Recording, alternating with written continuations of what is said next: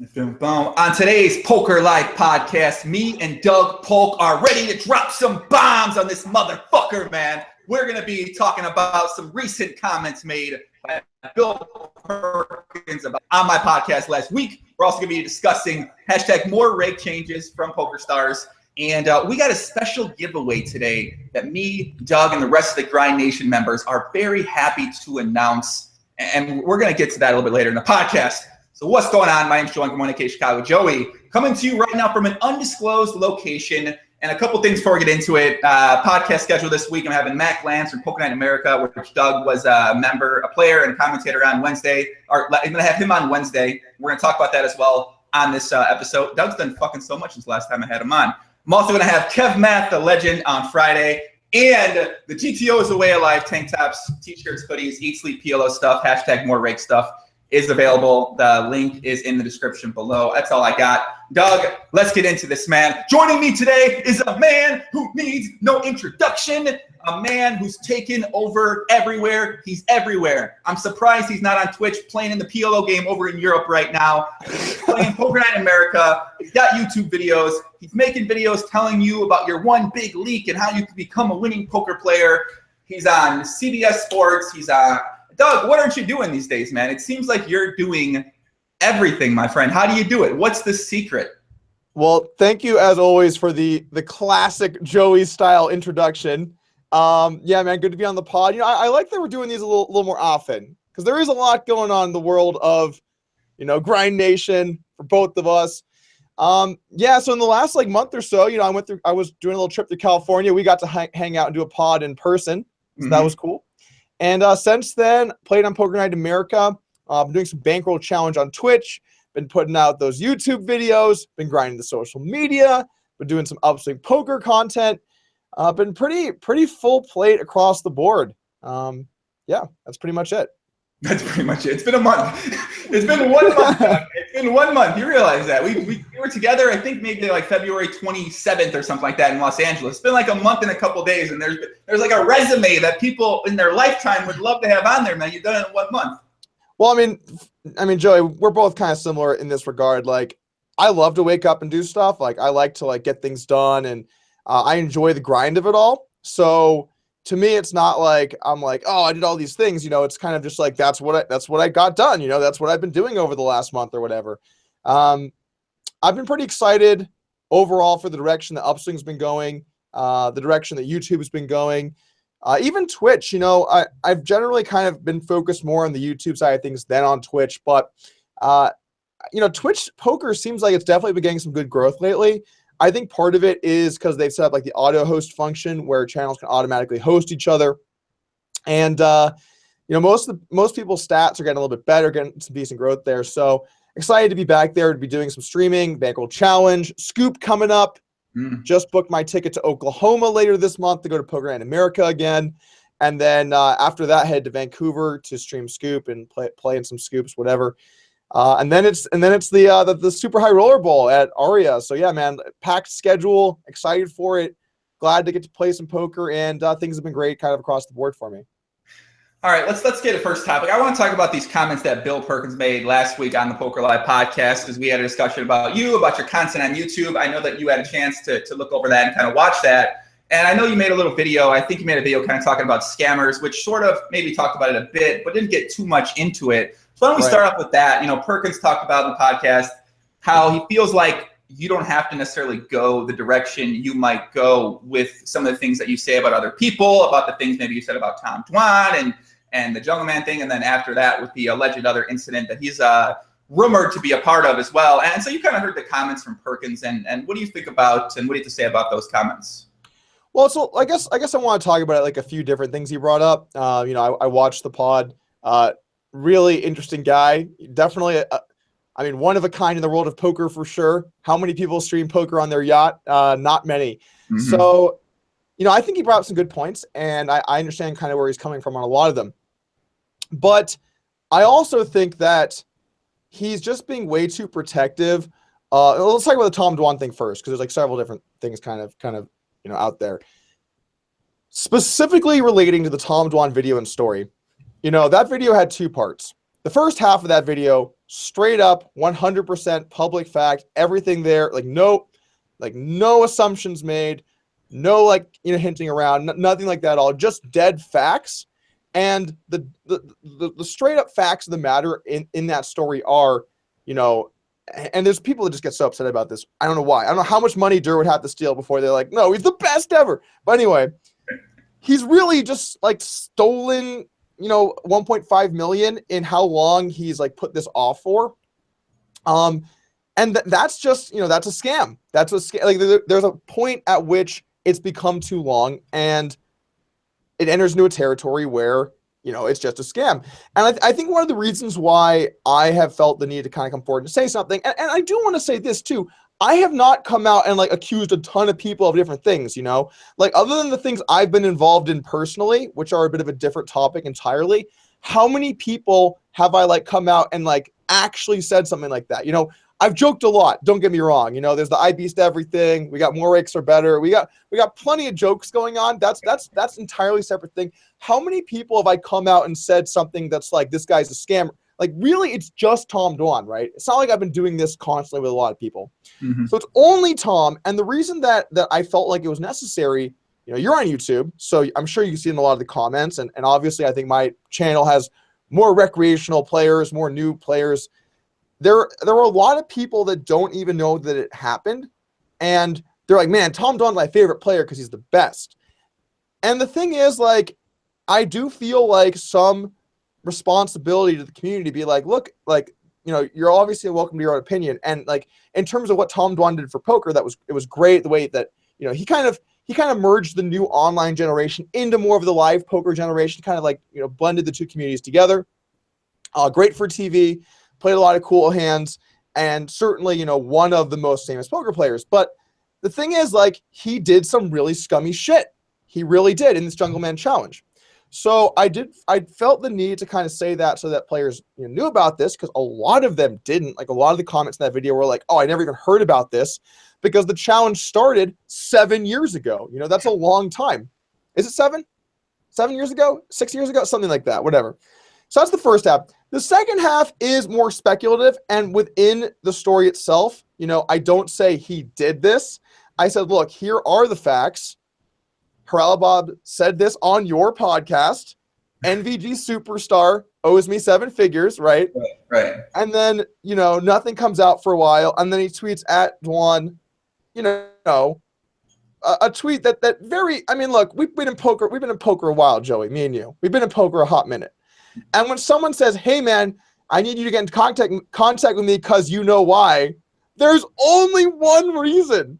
That's never because I made some jokes about this in my video. It's never because I really want to hang out and I haven't seen you in a while. It's been a long time, man. We need to catch up. No, that tweet says that. And then there's also some, we both know people that know people that know things that know things. And you know what I'm saying. Allegedly. Hey, listen, I think Perkins was, he stayed in the fact. His issue wasn't with that. His issue was kind of just with doing that and how it shines a bad light on poker to do that.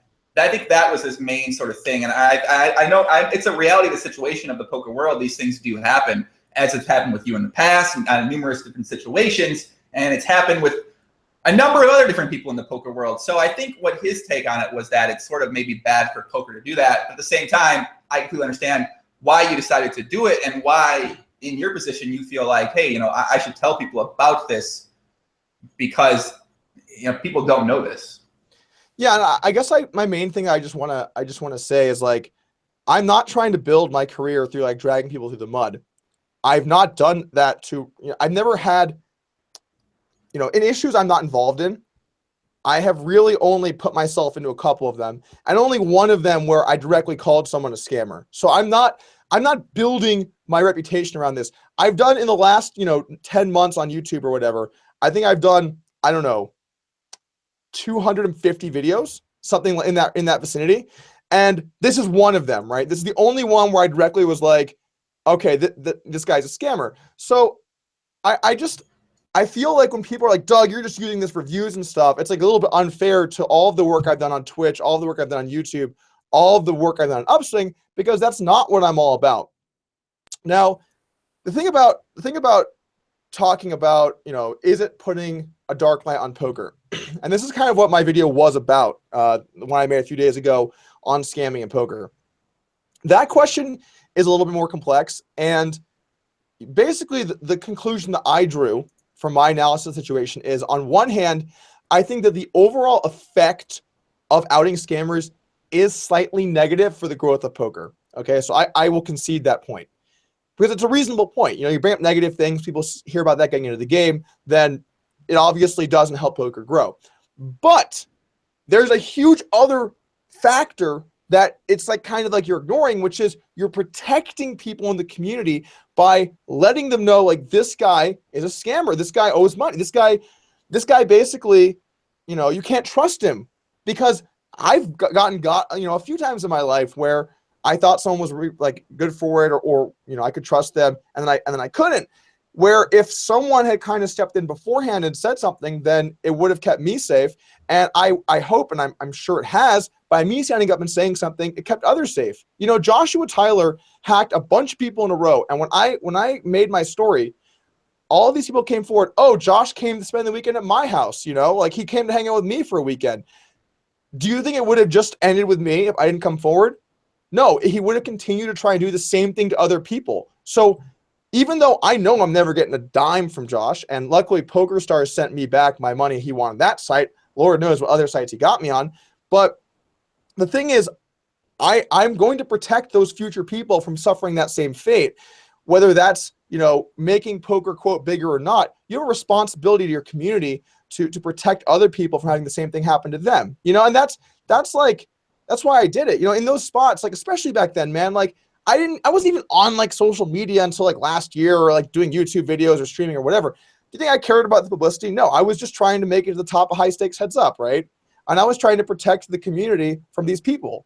So right. The question I have is, because obviously we talked about this a bunch of times. So obviously trying to draw awareness to something that Tom did. So in this situation, are you getting in touch with the high rollers in Asia? Have you been reaching out to the people over in Manila to let these guys know that maybe playing these games? Have you been taking that precaution or something like that? Or is this sort of, because I guess Tom, he doesn't come back to the States much anymore. It seems like he's pretty trapped over there, or stuck over there, choosing to stay over there, however you want to call it. So I guess, what does it ultimately do, right? The story's been out there, it's been talked about. There's always going to be people that don't know about it. So sort of bringing it back up in a lot of ways, I guess, do you feel like it really needs to be brought up again? Because I feel like it has been brought up many, many times, and in the future, people aren't going to still know who he is or know about what happened too in the comments section. Well, I guess the question kind of is, let's just take sports, for example, right? When you find out that a sports star was cheating, that's something that's always going to be brought up in the future as well, because otherwise people are going to ask, well, this player was so good, why was this person not in the Hall of Fame? And Lord knows if Tom Dwan will end up in the Hall of Fame. He probably will anyway, despite owing however much he owes. But the point still remains, if you want to protect the integrity of your game or your sport or whatever, then you also have to make it part of that to identify when people have done things that are not acceptable, and let the new generation of people know that while these people got us to where we are, and we should have some appreciation of that, you also have to understand what has happened before you to understand the history of the game. Okay, so what's some last parting words? Anything else you'd like to say about the comments, I guess, that Perkins made? Or I feel like you kind of addressed his main points there. Yeah, I guess the main points are, I'm always going to keep a focus on, at the end of the day, I'm going to keep a focus on having poker appeal to the widest possible base of people.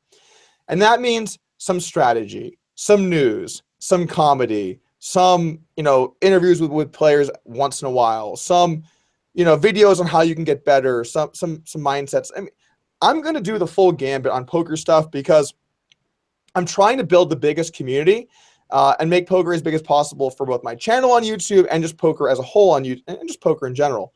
So part of that is not being afraid of putting yourself into controversial issues, because, look, man, Joey, we both know, the poker world, when it comes to people that are doing content, very non-controversial. Everyone's amazing. Everyone's awesome. You're awesome. We're both. They're awesome. Everyone's amazing. And like, while that's like really nice to like one day try and line yourself up a nice like sponsorship with a site or whatever, it's not true. It's fake bullshit. And you know, sometimes in the world, if you're gonna talk about what's going on and you're gonna try and, you know, relay that to people, sometimes you have to talk about things that are like, you know, negative, or things that, you know, that are controversial, or some people are going to hate you for saying bad things about their favorite player or whatever. Like, I don't need to get sponsored. I'm not planning on getting sponsored. It's not part of my goal. I'm just here trying to say what I believe in. And look, in general, again, people love to focus on like the one or two negative things over like a long period of time. I mean, man, I've had to take a lot of them down, but I've made like 100 poker hands episodes or something, you know?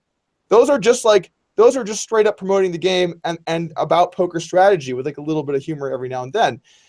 So I just don't feel like it's a fair thing to be like, oh, if someone ever says something negative, they're just like, it's bad for poker what they're doing. Like, you got to take the whole context of their entire work, not just like pick one thing, focus on the negative aspects of it, and then, you know, say it's bad for poker.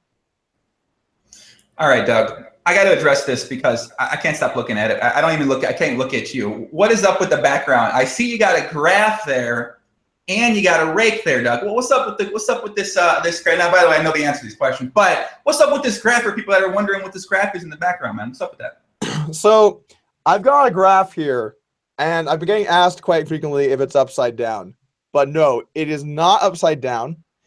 And it's the graph of a player who I think right here on this channel talked about how much he beats everything. Yeah? Did he? I rumor has it. Oh, you're talking about Luke Schwartz. Yes. Oh, Luke Schwartz. Yeah, Luke Schwartz wasn't on the podcast, and Doug, he did have some things to say about you, man. It was interesting. Let's just get a couple things. Let's just talk about a few things here. For starters, I saw the podcast, and despite Luke being an absolute lunatic, he's a very funny guy. So you got to give him some credit where credit is due. I've never heard the word "yeah" so much in like 20 minutes in my life. Nonstop. He's a character. He is quite a character. But there's a few things that are just straight up like ridiculous that I want to address. And first off, when he says like Doug Polk can't beat the games, like it's a scam, he's like telling you like he's lying to you. Like, okay, let's just get like the facts straight here. Like online, I am up like millions of dollars, okay? Straight up millions of dollars. This is his PokerStars graph, okay? It's right there. This guy is stepping up and saying, yo, Doug, it's a scam, bros. I beast high stakes. I fucking beast high stakes, yeah? This guy. So it's just like, man. And then he talks shit about me in mixed games. He forgets a year and a half ago, I smoked him in 8 game. And then I tweeted out, and I put this in one of my videos. I tweeted out, yo, Luke, let me know when you sell another house, bro, so we can play a little 400, 800, 8 game. Bang, bang, and then he just ducked me and pretended like it didn't happen. And then a year and a half later, when like, you know, I'm making vids now or whatever, he's like, oh yeah, Doug sucks. Like he doesn't play. Look, man, like I played you in 8 game, won like, I don't know, $100,000, $150,000. I'm like a seventh of that. And then like he comes in here and like acts like I'm just some like fucking amateur. It's just like, dude, for starters, you're busto and trying to get attention. Second off, you're bad at high stakes. But those things aside, I just think it's ridiculous to tell people that I'm scamming them when I am actually verifiably up millions of dollars, you know, in online poker. It's just ridiculous. Yeah, so I think that was a big thing that you had an issue with, was just him talking about Upswing Poker being a scam because you can't beat the games anymore, and why would people want to learn from someone who can't beat the games anymore? And I know we talked about this privately, and that seemed to be the main issue that you took with what he said. My general stance is like this. I'm a big boy. You make fun of me, I'm okay with it. Like I've gotten made fun of by tons of people. In fact, man, if you make fun of me and it's done in a good way, I can get behind it. And like even after, you know, the whole pigeon thing, I did like a tweet like a few days ago where it was like, there's a pigeon near me. I took a picture of us. I was like hashtag like hanging out with one of my good family members, like hashtag pigeon life.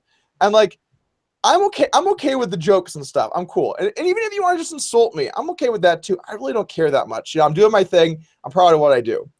But when you like step up to the plate and you're like, this guy's trying to scam you into getting coaching when you're a losing player, and I'm actually one of the bigger winners in that game over my life. It's just like, it's insulting to me, but it's also insulting to my company. And, you know, I have a lot of pride in the work I've put into that to get to where it is today. You know, this is why I spend, you know, the most of my time doing to make my company as good as I can. And then for someone to step up and then just like, you know, clown on you and then like call your coaching side a scam, like, look, you can clown on me all you want, but I just want like the record to be clear here. Like, Upswing Poker has great coaches. We only even have a few of them. We're not like these other sites, tons of people. And he's saying that a legit multi-million-dollar winner is like offering you coaching that's not real. You know, that's just not true. So I heard some rumors about this. You know, it's been kind of conversating in the private chats, and I haven't asked you about this publicly yet. But I've heard that after you watched the podcast with Luke and he talked about slapping you and when he saw you in Vegas potentially, you went on your workout challenge, and now you've been going to the gym for about, like, I think you have like 1,000 straight day challenge. You've been putting it on Snapchat, the receipts. Any truth to the rumor I've been hearing that just in case that slap goes down, you want to be ready to go, and that's what inspired this workout, 1,000-day workout challenge by you? You know, that actually had nothing to do with it. If I wanted to beat Luke up in a fight, I would probably be taking like some kind of like Muay Thai or something, or Brazilian Jiu-Jitsu or something like that. It's actually just a totally separate issue. There's like a point where you're just like, okay, I've gained too much weight, and maybe not for you. I mean, of course, Joey always looking good, got the tank on. Not like I put a tank on, I get hashtag round life in the chat, just like immediately. Bang, bang. Bang, bang. But anyway, you know, there's a point where you're like, okay, I've been like working on a lot of things. It's time to like move over and focus more on like my personal health and getting in shape. Cause like I'm okay with like not having it be like my main focus, but you gotta realize when there's a line and you're like, okay, this is the line, I'm over it. It's time to like, you know, get some discipline and reel it back in. So you're doing this workout challenge, 1,000 days straight. I feel like if you keep this up, man, you're going to be in pretty solid. You're going to be one of the best players maybe in the planet. I don't know. That could be possible. Am I getting trolled right now? I'm serious. What are you talking about, man? For starters, to get my work ethic into this, you're going to be like shredded. You're going to be taking out. We're going to be like, hey, Joey, we're going to go to a pool party this Sunday. I'm like, what the fuck? Doug's invited me to a pool party. Maybe he wants to show his dance moves off again. I'm not sure, but listen, I think if you keep this up, man, it's going to be good results. For starters, you know, it's not 1,000 days in a row. I'm doing 95 out of 100 days. I'm on day, I think 30 today. I haven't worked out yet. But I'm going to do after this call. And, you know, just to hold myself responsible to it, I check in every day. I work out on Snapchat and I put in what I did that day. And if I don't do 95, I'm giving away a main event seat. But I'm gonna do it, so you're not getting shit. But I wanted to give myself accountability because, you know, like I feel like it's easy to let other things get in the way. It's easy to let like things that I'm more excited to work on, which is like almost anything, to do that rather than work out. But I wanted to give myself that discipline and that responsibility to like get it done, and know that if I don't get it done, I'm gonna get trolled on the internet. So I just felt like it was time, man. By the way, that video, I'm sorry guys, because there are some people that honestly are getting real confused, and I've been getting a lot of emails. That video is not actually me. I know, hold the press, not me. It's a doppelganger. So Doug's talking about a video that's put up on Reddit. Doug was spotted back in 2011 dancing at the Monte Carlo pool, allegedly. But Doug's saying it wasn't actually him. So, yeah, I mean, I can confirm that. I don't think that was him. There's a small chance it could have been you, but you're saying it's not you officially, though, on the record. Officially on the record, probably not me. Okay. All right. If you didn't see the video, you can go over to Reddit. You can check it out. I'm in an undisclosed location right now, guys. I see a guy outside. Maybe I think he's plugging something in. I don't know what the fuck could be happening there. If I die during the podcast, thank you very much for watching the podcast all these years. And if anything does happen, I love you very much. Godspeed. You can support I'll take it over. I'll take it over, Joey. Don't worry. The Poker Life podcast. Doug, what's up? So you're in the podcast, that kid. You did the Poker Night in America commentating. You were all over the Poker Night in America stuff. You're playing on the games. You're stacking the fun players. You're stacking the regulars. You're stacking the debatably whatever regulars. And then you did the post-match interview tell-alls with Mike Dentale and Kate Hall, man. What's it like being an official interviewer? Well, I wouldn't go as far as saying an official interviewer, but I have been doing, content for the last year, and I'd never really done like an interview podcast style video before. I'd actually never done it at all. So I was like, this is like an interesting spot, I think, to take a stab at it, develop like a little bit of a skill set in that area. Not really planning on doing that as like a regular thing. I just think that when interesting stuff happens, I'm going to have a guest on every now and then. And it seemed like, two very interesting, polarizing people to get on and try and get some conversation going. And it was fun. It's a very different vibe, It's like I've been on your pod a bunch as just like a guest, but it's a little bit different being the host. What do you think were the biggest differences between the host and being the person actually on them?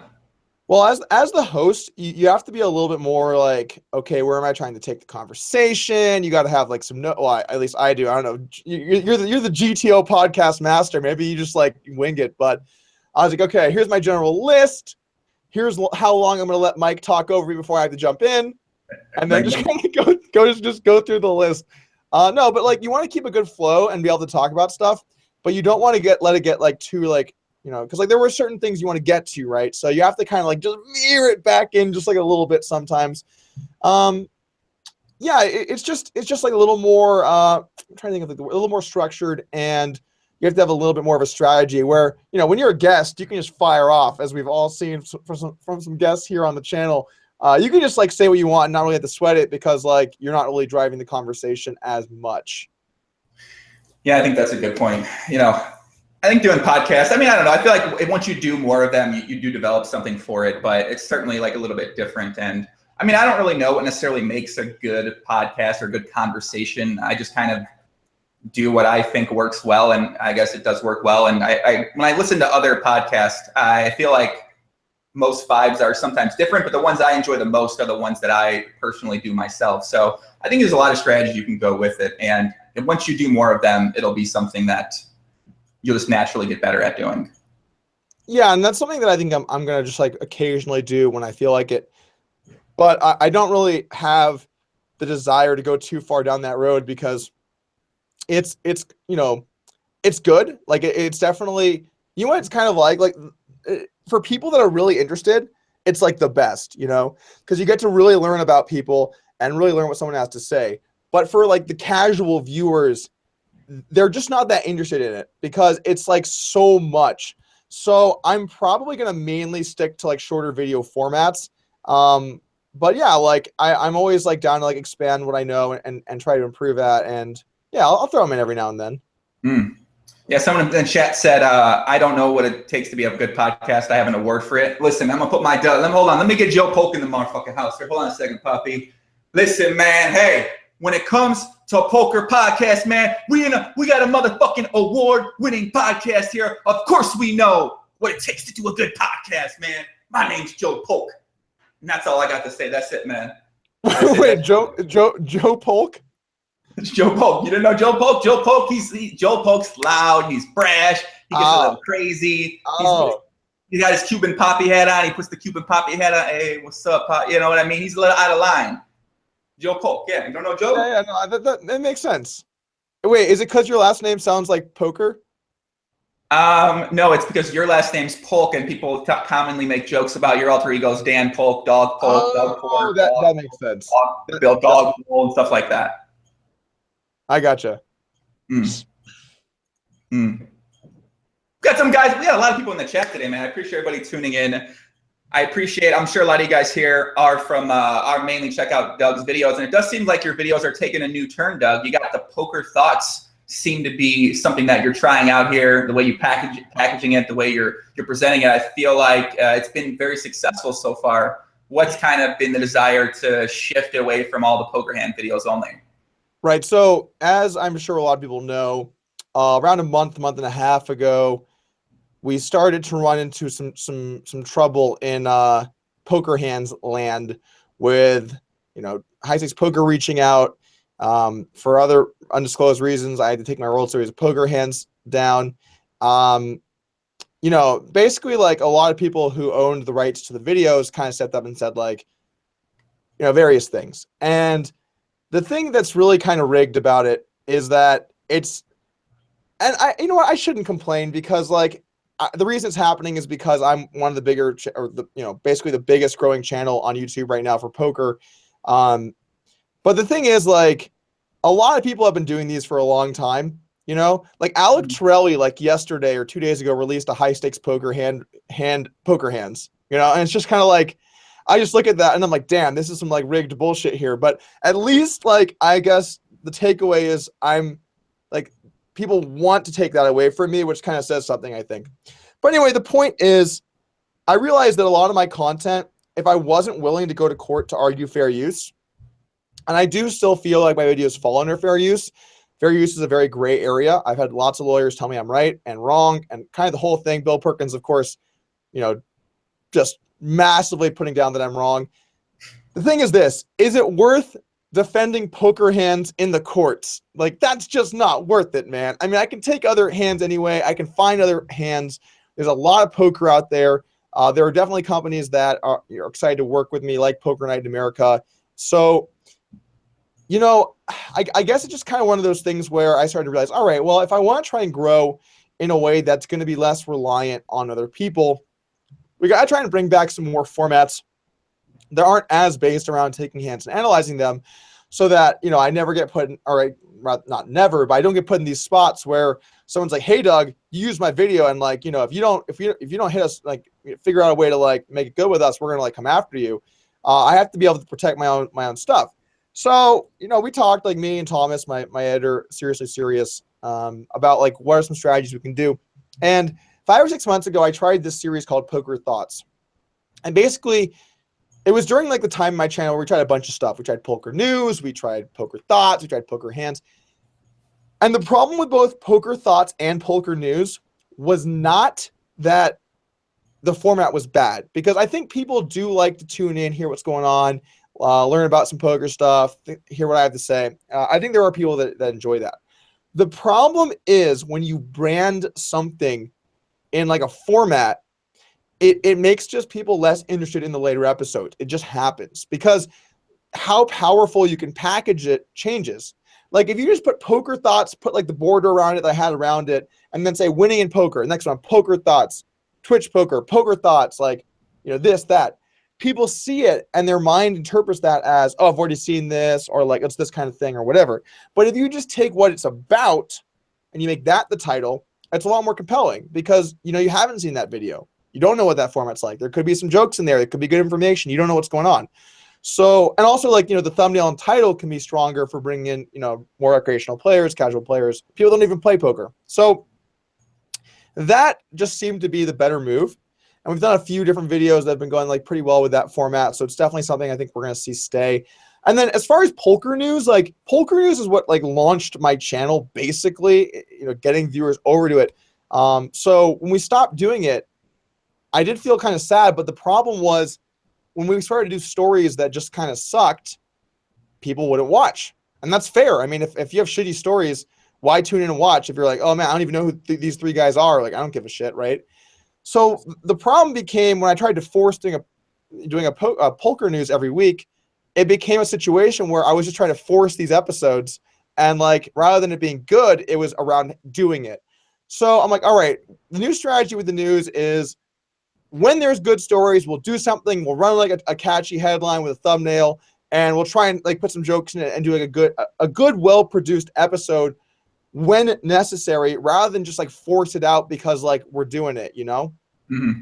I like your, I like for the poker news stuff, I like your Instagram videos that you put up for it. You go, Jim Polk out there taking a shit on the lawn. Brad Stevens out there fucking doing this. I don't know, you like do all these weird cuts, you're like changing, it's all dramatic and shit like that. You're wearing the patent blazer with the Bazam shirt on. I love the Instagram videos you put up for these shows, man. I gotta say, your Instagram. I started on Instagram recently. Obviously, we talked a bunch about Instagram, and I really like. I like your strategy on there, man. I like your quotes are really strong and they look nice, and yeah, it seems like something on the roof here right now. I literally could be dying right now, guys. But yeah, it seems like you're taking a full-on assault on clickbait, my friend. What do you got to say about the people that said you using this clickbait is wrong? All right, well, just to like briefly talk about Instagram, like I feel like Instagram is one of the most like growing platforms right now, and there's just so much you can do with it between stories and posts and videos and the hashtag functions and just the search functions. Like I'm a big believer in where Instagram's going, and so it's one of the platforms I'm putting a lot of effort in to have a good strategy. And a month ago, because you've only been really on Instagram for a month, like actually doing it. And a month ago, I was like, Joey, you have like the perfect life for Instagram. You're like constantly traveling around, hitting the gym, getting cool people on the pod, wearing your hats, whatever you got to do. Like you have basically the perfect life for this. And you've been doing a great job, man. You're like, you're doing good stuff there too. But talking about the clickbaiting. So here's the thing. It's not like there's like binary, like it's clickbait or it's not, okay? There's a full array of how clickbaity stuff is. Like, let's just say, like, for example, let's go the extreme boring route. What if I made every video title in a row, Doug talks about this? Yeah, I like that. That would be extremely shitty. We're 86 videos in. Doug talks about a hand between Ike and Bill Perkins. You're not going to bring people in. And then the thumbnail is just like me, like, and we just do 86 of those in a row. Okay? My channel would die. Anyone's channel would die with that strategy. Now let's say, like, you take the full other extreme and you're like, taking today's video as my example, be like, super high stakes showdown, massive pot, Bill Perkins and Ike Haxton gone sexual. Obviously, a blatant lie. So the point is there's a scale. The way that I view it is like this. Once you go into parts of your title being not true, that is clickbait. Like Alex Torelli did a video a couple days ago, and it was like, I'm down to my last $50, please help. And like it was him like talking about someone that emailed him saying that. To me, that's actually more over the line into real clickbait because that title isn't true.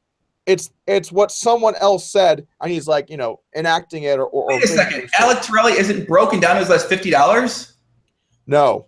I thought I saw a video on YouTube where it said that in the title. He's not, and he like had a panic look on his face. You're telling me he's not broken down to his last 50? I've been hearing he'd been calling with Jack too much on the river, and he fucking finally sent him busto. He finally ended up being wrong too many times, and now he's broke. I actually heard that it's quite profitable to call it down in the river. But the point remains, to me, the line is be aggressive with your wording and your thumbnail to get people in the door. Do not ever cross over into saying something not true. And then when they're in the door, give them a good quality video. And like I think if you want to succeed on YouTube, you have to do that. Joey, I'm getting worried for you over there. Is everything good? Now I'm getting worried that you're not there anymore and everything's frozen. Live the life. Hello. Can you guys hear me? Yeah, no, right now.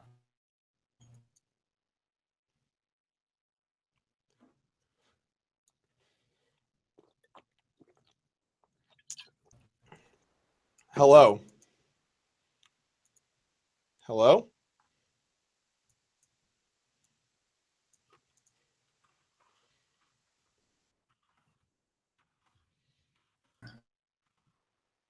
You guys can hear me? Hello? If you guys can hear me, say 1 in the chat. 1 in the chat if you can hear me. I can hear you, Doug. All right, good. Joey's back. That's a good start. Yeah, they shut the internet. The guy on the roof literally pounded through the internet and they shut it down, so I had to switch ones here. Nice. Okay, we're back. All right, what topic are we on? Sometimes live guys and things happen. We're talking about what we're talking about. We're talking about clickbait. Okay, clickbait. So I guess my strategy is go as close to the line as you can, not lying to your customers, but not lying to your viewers, and then still make a good video. And I think that's just the best play. If you're demanding like, Doug, you need to make your title something sensible and proper. It's like, well, I don't understand why that matters to you because the video is going to be exactly the same, but I'm trying to grow my channel. It's just the way it is. All right, so more clickbait to come in 2017 and beyond. Not my quote, but if you want to take that away from it, sure. Doug Polk advocates clickbait is GTO when it comes to titling, descriptions, and all right, fuck it, man. You know what, Doug? I'm in. You got Big Poppy in the ring now, man. I'm not in the clickbait ring. I cannot wait. Every one of my videos is going to have a clickbait title. Every one of my tweets, even though I've been getting a lot of my tweets lately, shout out to me. I'm gonna embrace it, Doug. I'm going Doug style, man. Awesome. That's what I like to hear.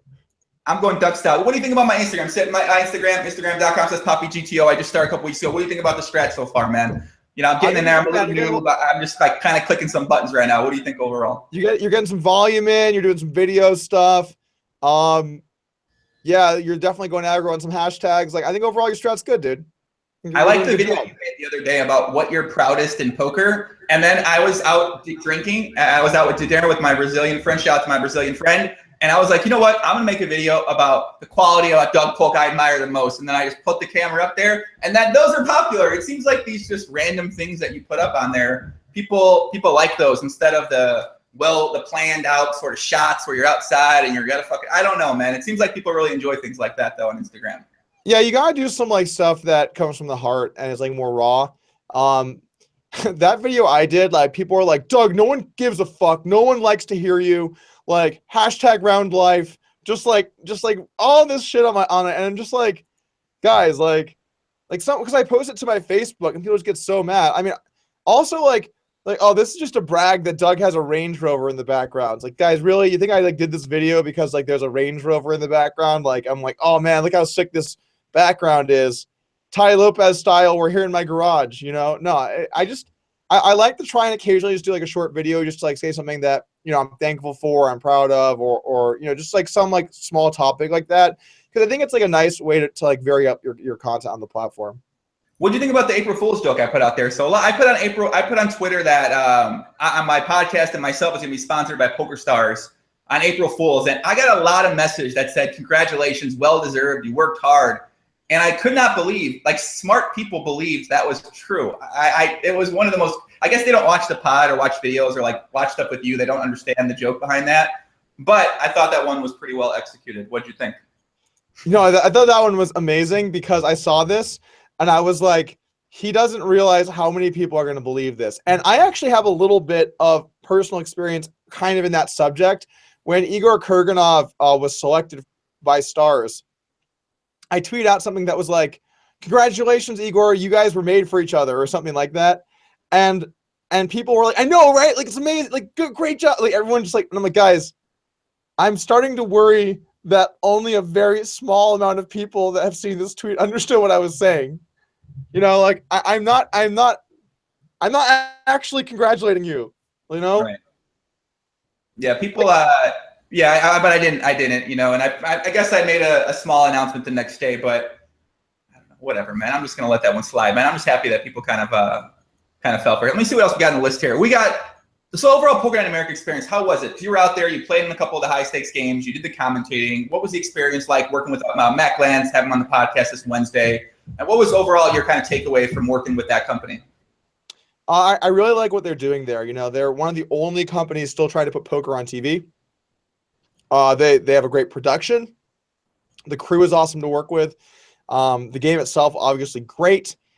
Yeah, I had a great experience. Like after it, I was like, you know what? In the future, I'd love to be on more shows, and I've already booked my ticket to go out to Oklahoma to Choctaw and play this month. So, yeah, it was kind of a win across the board, man. I really enjoyed the experience. What do you think about the play between the heads-up players, Kate Hall and Mike Natale, during the show? Well, I think that you could pretty clearly take away that Kate played the better strategy. I don't think that Mike had much experience in the heads-up format. Obviously, Mike ran bad to some degree. Someone's going to. When you play 100 hands, there's going to be one less, one more unlucky player. But yeah, I mean, I think Kate played solid. The thing for Kate is she didn't have too many spots where she had to make really tough decisions. And so when that happens, it's easier to look good. But, at the same time, I wouldn't really say she played many spots particularly bad either. I think she generally played, decent to good. So, yeah, I think Kate played well, and I think Mike did not play so well. So coming up, you said you're going to be playing more stuff. Are you going to be doing any more heads-up battles? I know there's a rumor battle between the hashtag king, a guy I had in the podcast, one of the craziest fucking people I've talked to. Shout out to hashtag king. He sends me some very interesting Snapchat things that I got to say, I mean, sure, like he's got a very aggressive strategy on his social media, but I don't hate the guy, I don't know, whatever, man. He's got a unique approach to each strategy. I know you guys got a heads-up match coming up here soon. Yeah, I first heard about him like, I don't know, a month-ish ago or something. And his online persona is pretty unsufferable, and I know, and I've seen a lot of online personas. The thing that I think that he doesn't understand is like, you can't just like call yourself the hashtag king and then just like post a bunch of hashtags and like, shitty videos and be like, oh, I'm doing social media. Like, if you want to grow on social media, you have to post like good content, like make good quotes, do like an interesting video, tweet some funny stuff, also mix in some other stuff you're doing, but you have to have like a good overall strategy. He's just like tweeting like fucking 10 hashtags and just like calling it a day. And like, it's at least online hard to bear. I've not met him in person. I don't know what he's like in person, but at least from my interactions with him, it's been a little questionable. I mean, the thing is this, like, if he wants to play heads up, obviously I'm fine playing him heads up.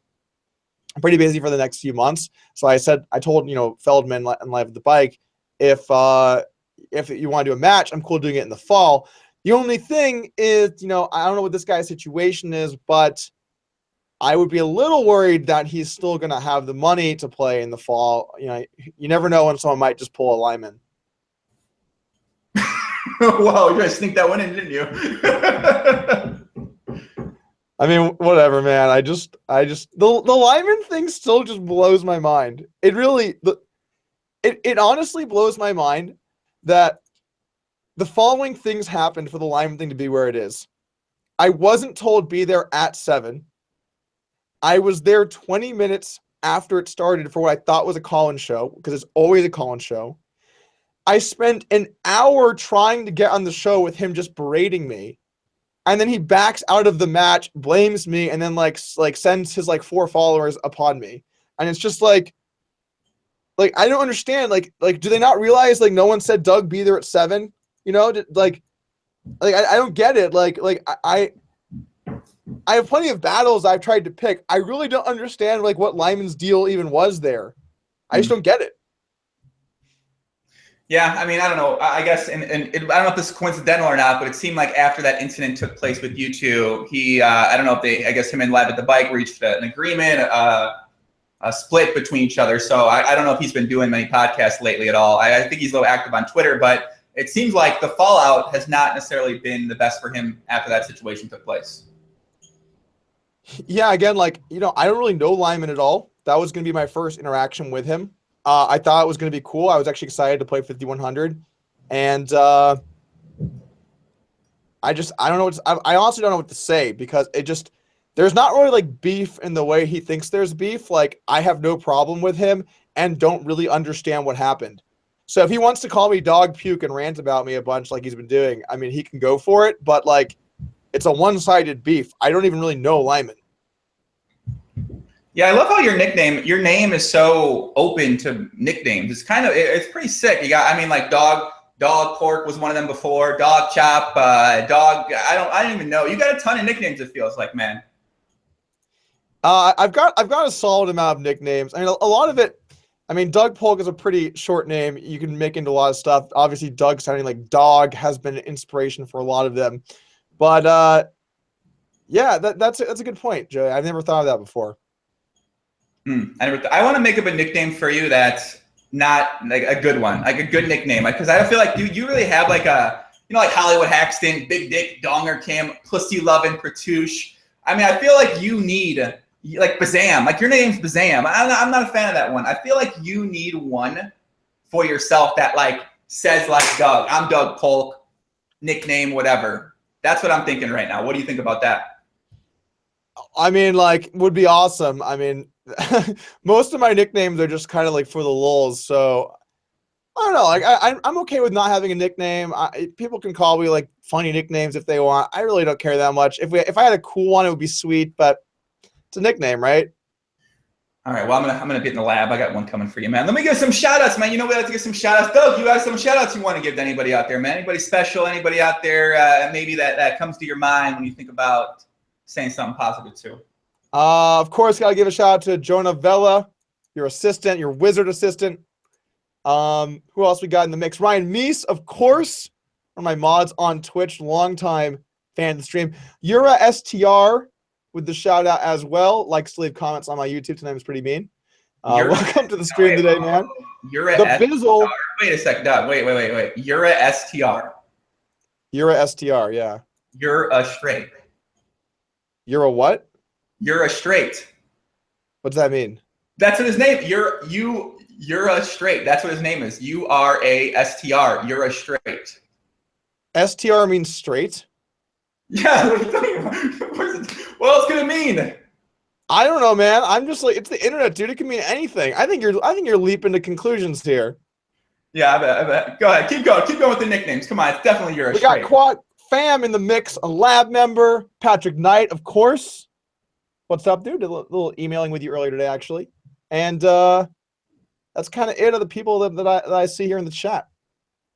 All right, let me give a couple of shouts. Shout out to Ryan Meese. Me and him did a Big Brother Canada podcast for Kevin Martin. Shout out to his sister. Shout out to his sister. Shout out to his mom, Ashley, Shannon, Claire. What's up, guys? I'll see y'all soon one day. Big Puppy's coming through. Who else we got out there? John Smith, Tommy Guns, Kryptonite, Lucas Viana, my wizard assistant, Jonah Bella, who was just with me in Miami. The kid's fucking crushing it. Go check him out. Who else we got? Morton Humpson, Kuramosa, what up, Puppy? Verab, Zohedagode, Tristan Fludon, Thomas McKinson, Brazilian woman on Instagram, Joey Do It. We'll see. Patricia Knight, Matt Carlson, The Bizzle, Martin Peacock, Silver. Joey, do you only do this so that you can have me do like the weak sauce version, and then you can come in for like the big dog shout out game right after? You're like, Doug, go ahead, give your shout outs. I'm like, all right, 5 people. Then you're like, all right. And then this first shout out is someone I gave a shout out to, but then you just like shout out to your whole fam too. Just like trying to big time me, dog. There's a reason behind him giving a shout out to his family, Doug. I bet there is. I don't know. Listen, we can get into it on the pod, but I think it might be a better podcast. There we got a topic off the podcast. Let's just put it like that, man. You know me, man. Hashtag OL, hashtag out of line, man. You know I've been getting out of line in my life, kid. I don't know. Whatever, man. Shout out to whatever, man. I don't know, man. Let me get some questions from the chat. See what else we got here on the side here. Hashtag King Live with the Bike. So what's up coming up here for you? Actually, let's make our announcement, Doug. You ready to make our announcement? All right, guys. We got a new announcement here. We got an announcement. This is big. Coming right down the pipe, okay? So listen to this. Grind Nation is announcing our new campaign. Mm-hmm. And some of you might have heard of a campaign called Raise It with well-known celebrities like Cristiano Ronaldo, Dwayne Wade, Cristiano Ronaldo, Dwayne Wade, and we're going to do our own version of it, okay? It's a marketing strategy. It's marketing. So I want to go ahead. We're going to be giving away signed rakes, okay? Part of our campaign, hashtag Rake It. Mm-hmm.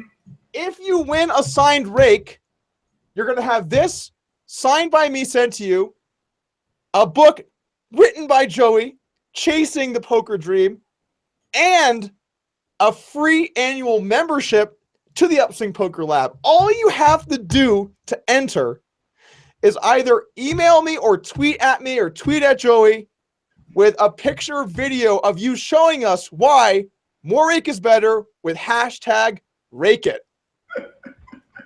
That's right, guys. You'll be able to win a copy of the book, Chasing the Poker Dream, Quality Successful Poker Player, an annual lab membership, and also a signed rake by Doug and anyone else he can get in Vegas to sign the rake. We're going to be giving away 10, count them, 10 of these packages to people on social media, hashtag Raise It, put it on Instagram, put it out there on Twitter. We're going to be putting out there, tweeting the best. You can maybe have a rake in there. Maybe you're doing something a little out of line. I don't know what it is, but you got to come up with the best strategy and tell us why more rake is better.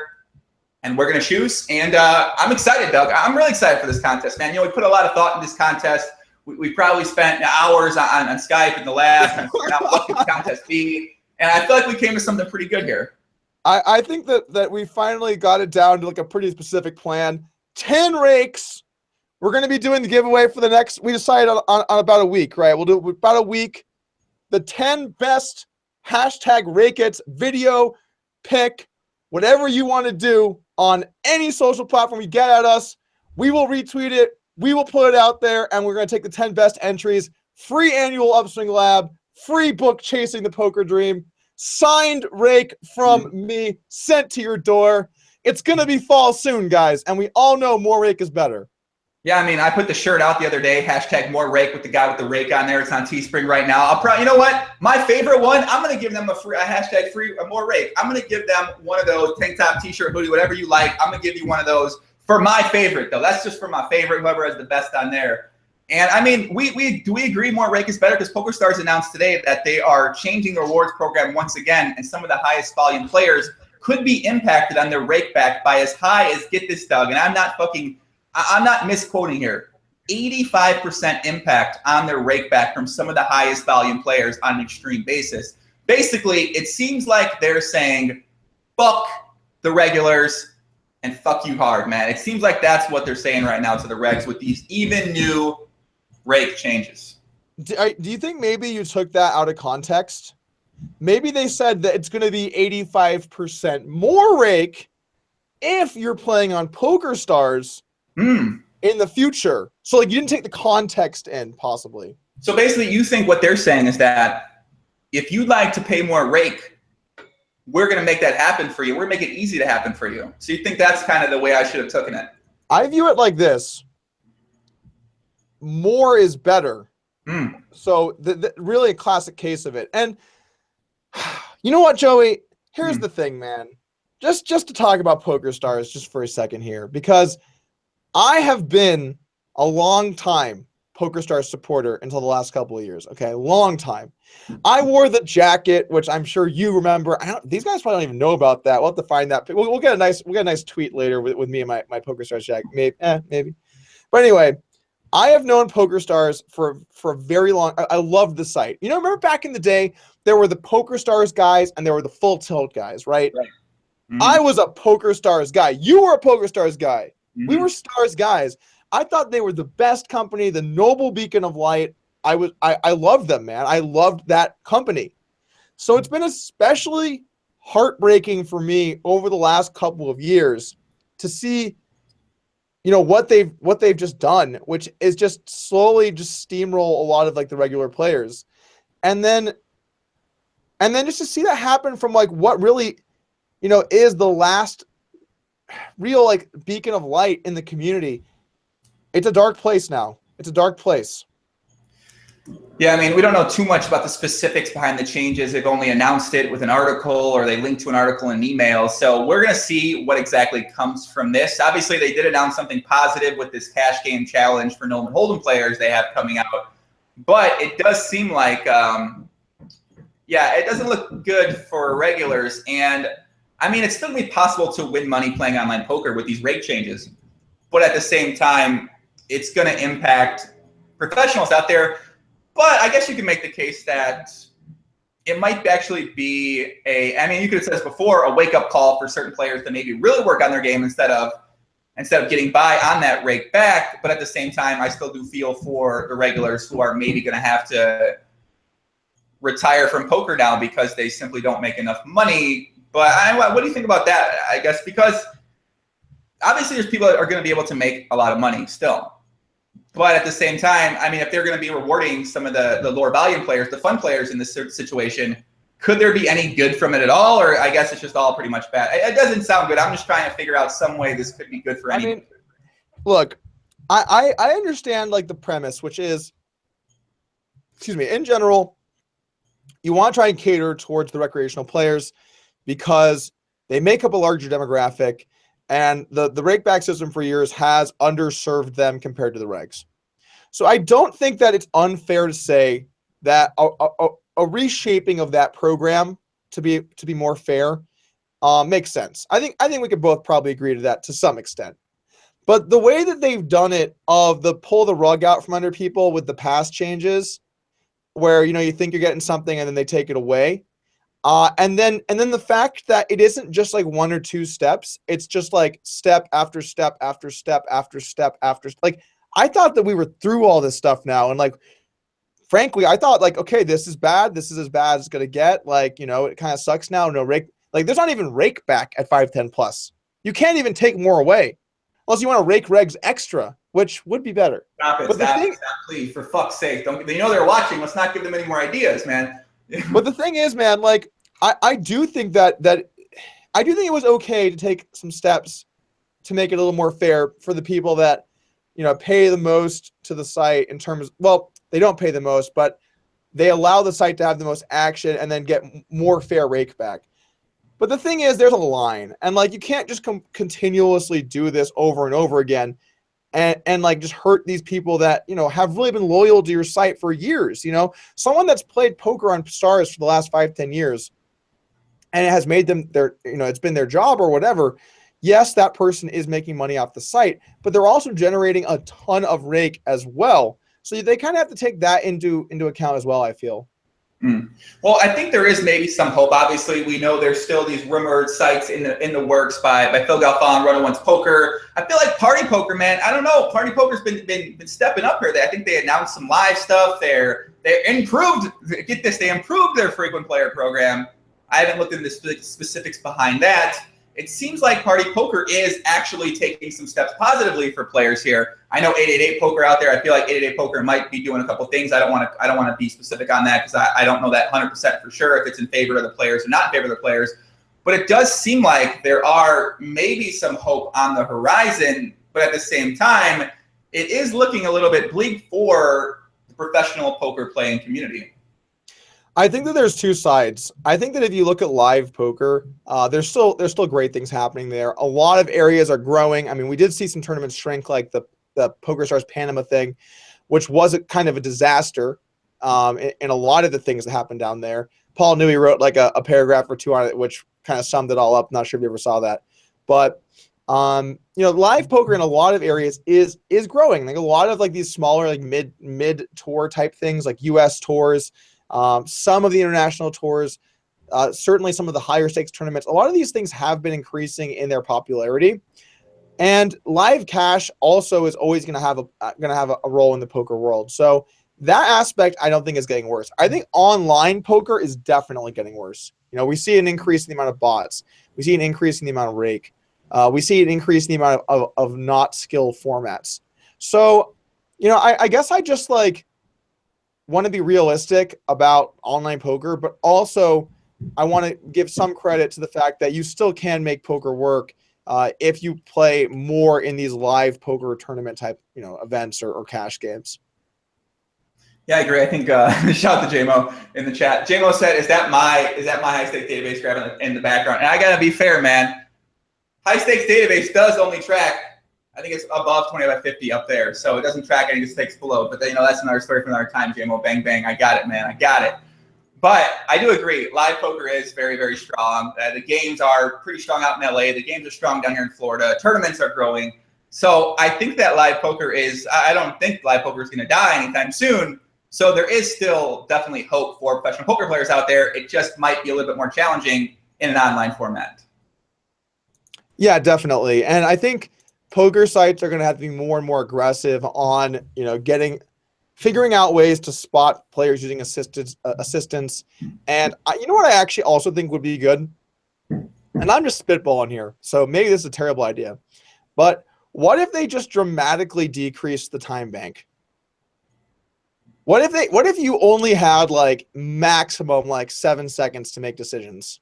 I mean, that sounds pretty fun. That sounds fun. I think it sounds pretty fun. Obviously, that sort of changes the game. It's like if you play chess online at all, there are these timed formats where you only have 1 minute and that's it. You have 1 minute to make all your moves. So I think something like that could be interesting, and it completely changes the dynamic. It completely changes the game. I think something like that would be a really fun idea.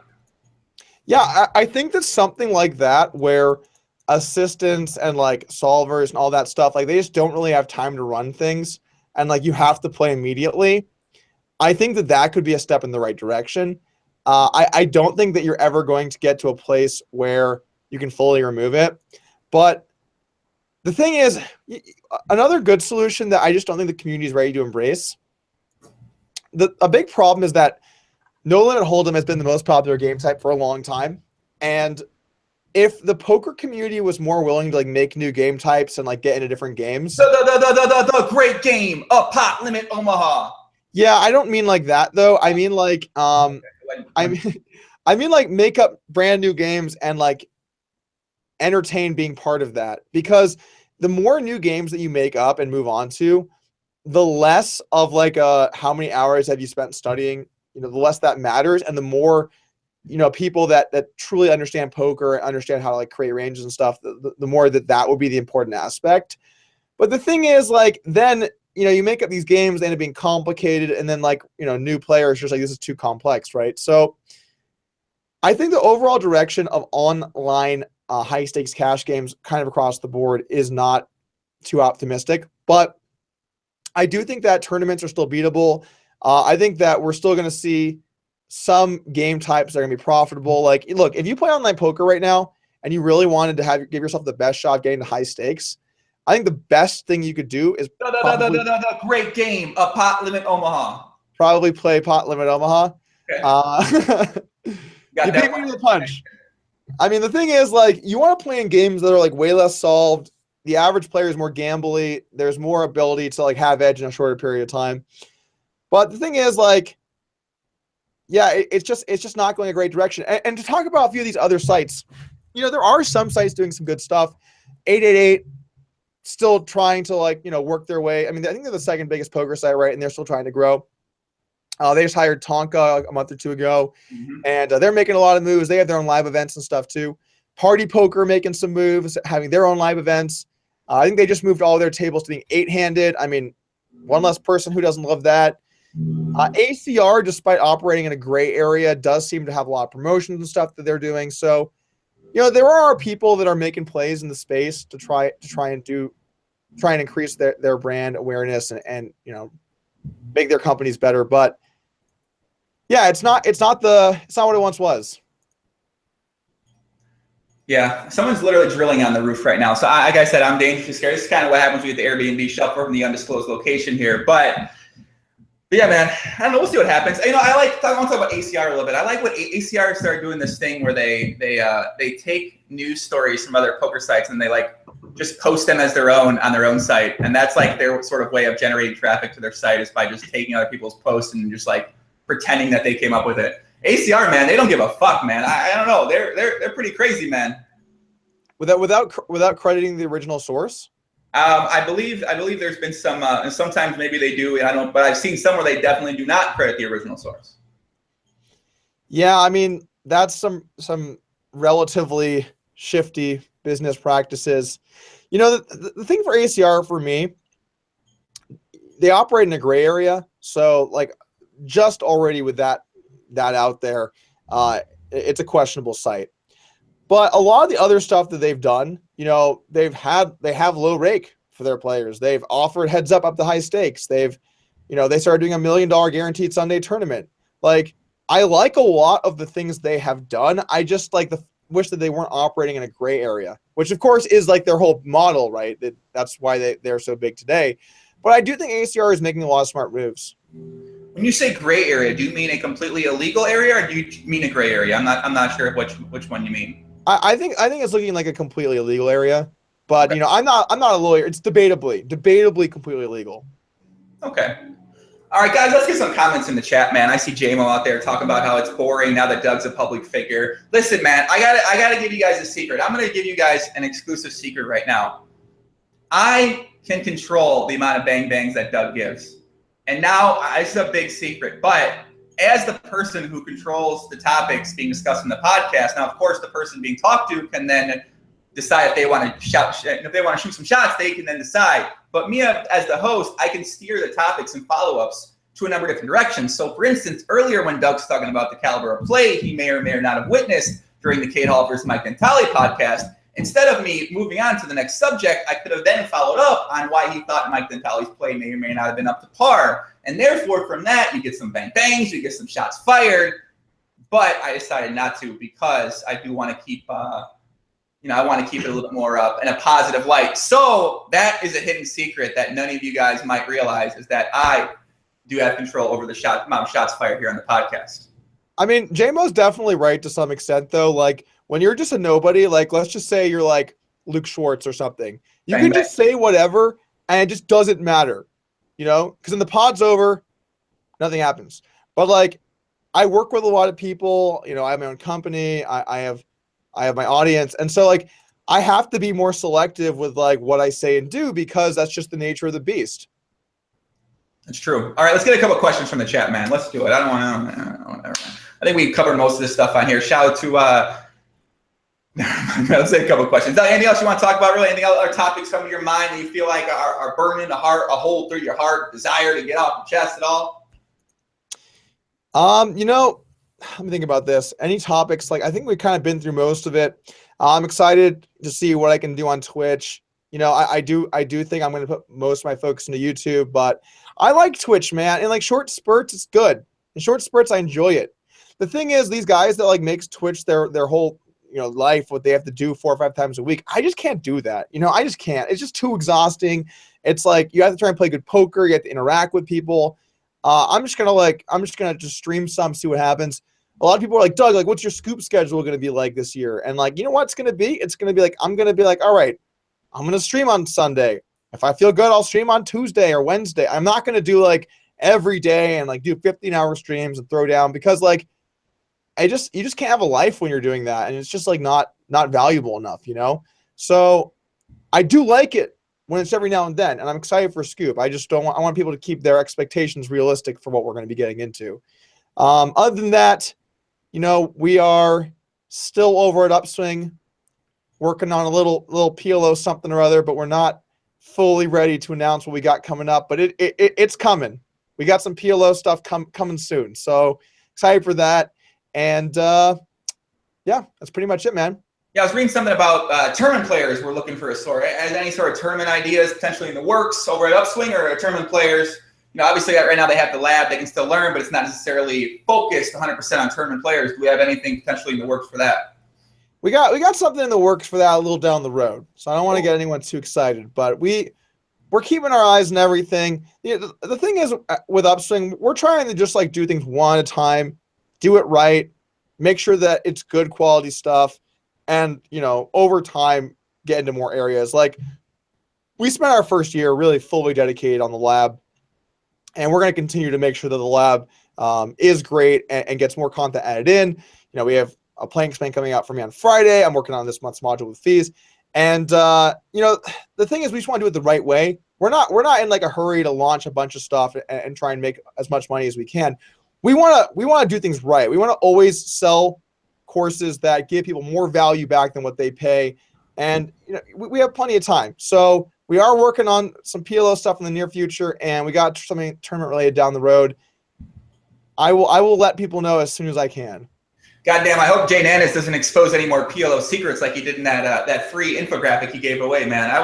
I couldn't believe Jay Nannis would have dared expose the 10 secrets that he exposed in that PDF file. But man, I hope is the Upswing Lab, is it going to be something like that? Is that what I can expect from the Upswing PLO content? I can't say right now. I can say stay tuned shortly. Dear God, man. I can't believe he was exposing the secrets out there. So, all right. The lights. Look at this light, man. Oh, my God. Papi, cola, mosa, cara, monacita. Man, you know what, Papi? I've been realizing something, man. I've been realizing that, I don't know if you know this, but my Spanish isn't actually Spanish. I didn't know this until I was in Miami. I was talking my language. I'm saying, hola, cola, mosa, what's up, mamacita, quesadilla, bonita. And it turns out what I'm saying isn't fucking words. Hola, como mosa means nothing. I've been devastated. I thought my Spanish was real, and now I'm being told it's fake. It's inauthentic Spanish, and I'm devastated. You're telling me repeatedly yelling "papi" isn't Spanish? Well, that's something. But I've been telling people that my name's Papi down there, and I don't know. I got people who call me Papi, but it's a tough sell out there on the Miami and the South Beach streets, man. It's tough to get your name Papi out there. So, I guess there's a lot of competition. We talked a lot about me here. What are you up to, Joey? What's new with you? What are your plans? I thought you just left Miami. I'm in undisclosed location right now, Douglas. I think things for me, they're going pretty well. Where I'm trying to get back. I'm in the travel. I usually get out of line February, March, April. It's just kind of my normal thing I do each year after the Poker Awards for some reason. So right now we're doing a lot of getting back on the podcast grind pretty hard. We're gonna be having a couple guests outside of Poker on. Some of my guys that I gave my favorite TED Talks. One specific is this guy, Dr. Ivan Joseph, who gave a TED Talk about self-confidence. That's one of the most popular ever on YouTube for TED Talks, I believe. So I had him on the podcast April 12th, I think that is. But yeah, I'm so focused on the podcast. I'm going to be doing maybe less YouTube content. I can't quite go at your hard schedule there. But I'm really focused more on GTO Club right now. Our group is very strong. We added in a couple new members who are fucking very great additions to the group. So I feel like right now it's still pretty focused on GTO Club. Me and Jonah, the Wizard Assistant, I got him helping me out on that. And yeah, man, just get more into the Instagram stuff, more into social media stuff. I've seen how well it's been for you to kind of promote the brand on there. So just kind of doing more of that and just trying to really build good habits, man. Reading a lot, studying a lot, reading a lot. So yeah, man, I'm trying to make up for time I spent playing poker for 10, 11 years straight. I'm trying to learn more about other things out there in the world. And it's pretty fun because you can take a lot of the qualities that you gained from getting good at poker into other areas. And that's something I never really knew before, because I know a lot of people talk about, man, I'm just good at poker. Like, what else am I good at? But in reality, to get good at poker, you need to be good at a lot of different things. And it's pretty cool to realize that that's actually the case when I never really thought it was the case maybe a year ago. Yeah, it's also interesting when you go from just like my sole goal is to make as much money in poker as I can to like trying to be a more complete person, like figuring out where I'm going in business, figure out where I'm going in like my interests, figure out like what I want to, do when I'm older, figure out like what, figuring things out. Right. Because I feel like one of the great things from poker, if, you manage to become successful from it, is that you really gave yourself, the freedom to decide what you want to do and what habits you want to have in your life. And that freedom is the most valuable thing I think that you can have. Yeah, someone says the longest monologue ever, believe me, it was. I don't talk about myself too much on the podcast. I a little bit, but I kind of like keeping these. I get a little mini uncomfortable sometimes. Like, I think I've even said this to you before. So I don't know, man. It feels. Maybe we should switch it one time. Okay, we'll have you do a podcast and I'll be the guest, because a lot of people have been asking me that for like 2 years now. They said, when are someone gonna have you on the podcast to do a you style you to you? And I'm like, I don't really know who could do that necessarily. But I could put a little something together. I know you can, so that means you could. And I feel like you'd be able to do it pretty well. Like, I feel like you or maybe like Adrian, but Adrian's I don't know what Adrian's up to, man. He's trying to beat the PLO streets out there, so that could definitely be something. Our next pod, we'll do it on my channel. I'll be you, and you can be the guest. How about that? That'll be fun. I'm curious to see how that one goes. So that one should be pretty interesting here. I just looking for comments in the chat, but people asking about the Jamie Staples. Jamie Staples and Matt Staples, they made a prop bet with Bill Perkins. Jamie and Matt have to get within 1 pound of each other. Jamie, I think, is around like 310. Matt Staples is around 130. They have 1 year to get within 1 pound of each other, and they win $150,000 from Bill Perkins if they can do that. If they can't, they have to lose. They have to give him $3,000. What do you think about the likelihood of them winning this prop bet? I think I'm echoing a little bit. I think the smart money is against them, but like I'm also really rooting for them to win. So it's like kind of hard for me. I mean, when I saw them talking about it on social, the biggest problem is I have, like, I've gone through periods of time where I'm like bigger or more in shape or whatever. So like I know when it's time to buckle down, like what to do to get there. I don't think Jamie's ever really successfully done that. And so it makes me worry as to like how successful he's going to end up being on that journey, because if you've never done it before, I'm not saying it can't be done. I'm just saying it's way different for someone that, was in good shape, got out of shape, and then knows what they need to do to get back there than someone that's never done it in their life. So that makes me a little bit, uneasy for Jamie's ability to lose the weight. And then also, this is an important thing that like no one's brought up, but is extremely important. Jamie is full-time YouTube and Twitch.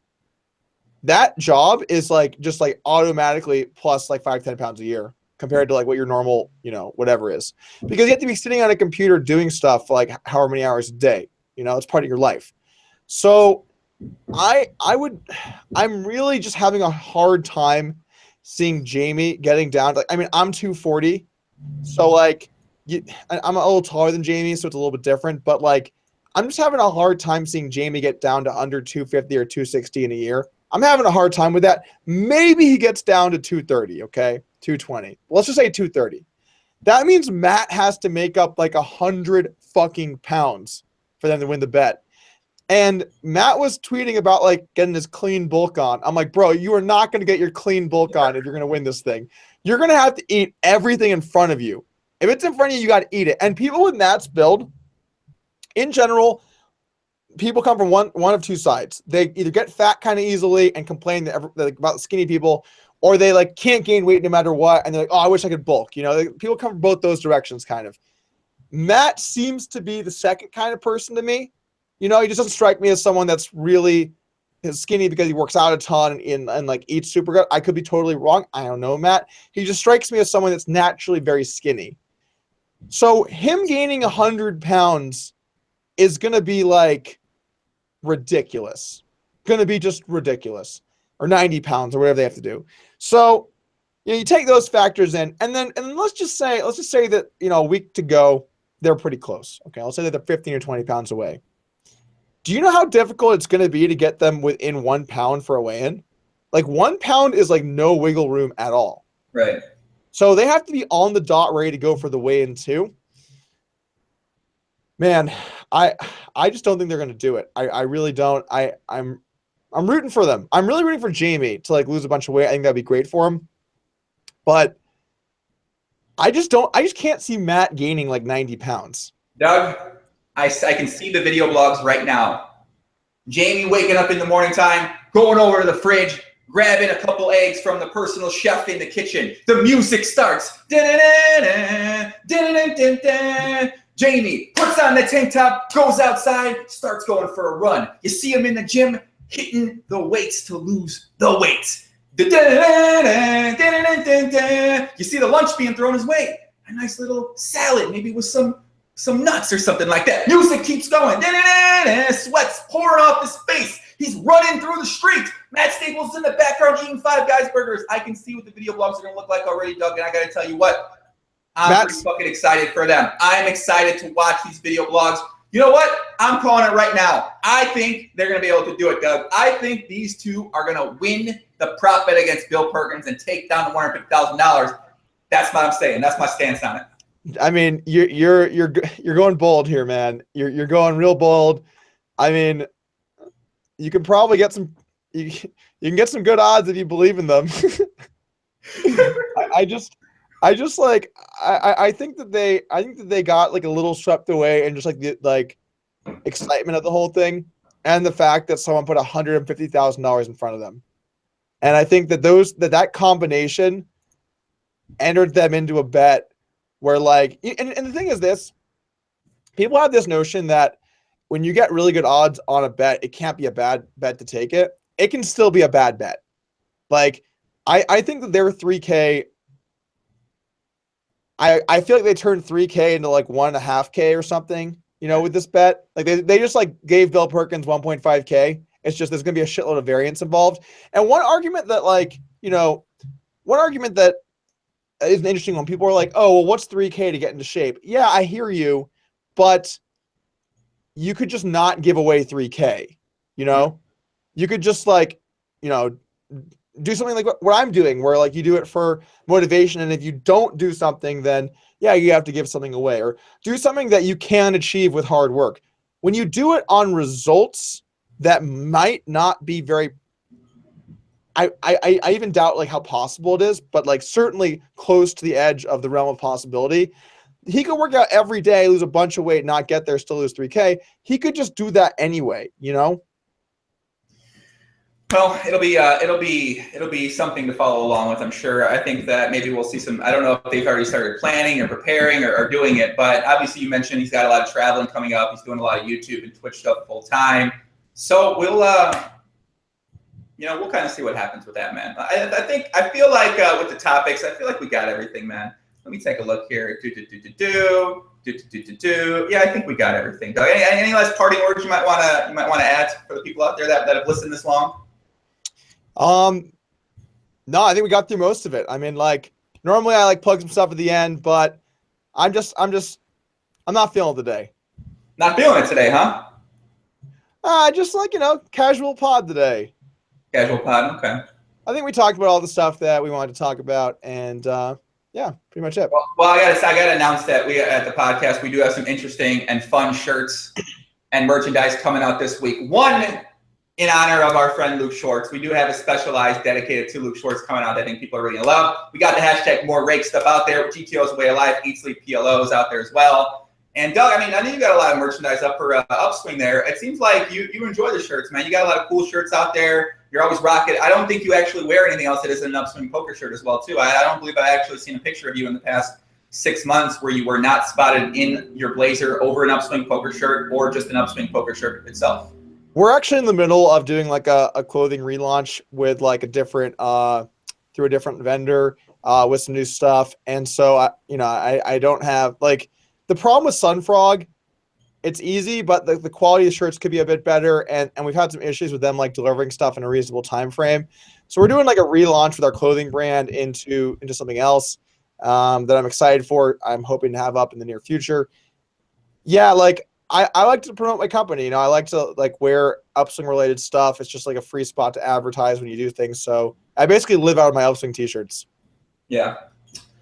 Definitely not a lie, man. Let's leave it on that. Guys in the chat, thank you for commenting. Thank you for being in the chat. If you podcast this week, we got Matt Glantz on Wednesday. We got the legendary Kev Math himself. Last week, Bill Perkins and Taka were on too as well. Instagram, I'm going to be Instagramming from disclosed location. It won't be as fun this week. But we got Vegas coming up. We obviously, Doug's going to be on Vegas. I'm sure me and Doug are going to get into some fun things out there. Upswing party. We any early Upswing party updates in that, Doug? Last year, Upswing party was a fun night.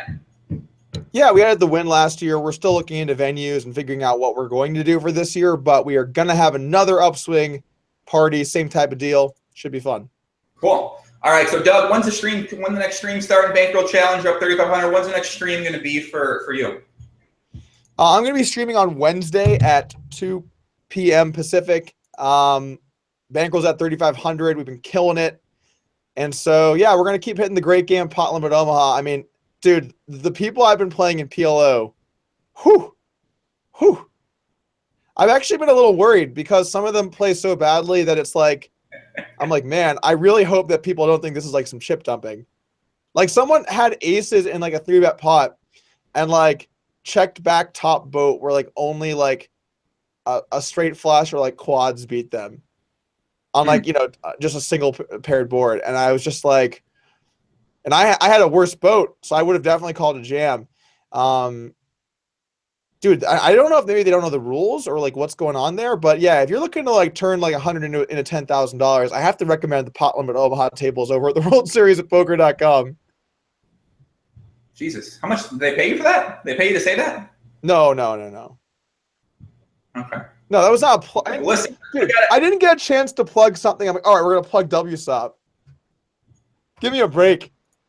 Okay, I never heard this before. I didn't know that the World Series of Poker tables were fucking that hot at the Great Game of Pot Limit Omaha that you'd come on and feel so compelled to give them a shout out and recommend people go check them out. I mean, Joey, I've turned $1,000 to $3,500 in the last 3 sessions. Well, I think we can then say that everybody should be playing the Great Game of Pot Limit Omaha if that's possible then, right? I think that's what you have to pull away from it. All right, let's end it at that, man. Guys in the chat, much love to everybody out there. Be back Wednesday at the same exact time. Doug's going to be streaming too. And that's all I got, man. Much love, everybody. Peace out. Adios. That's it.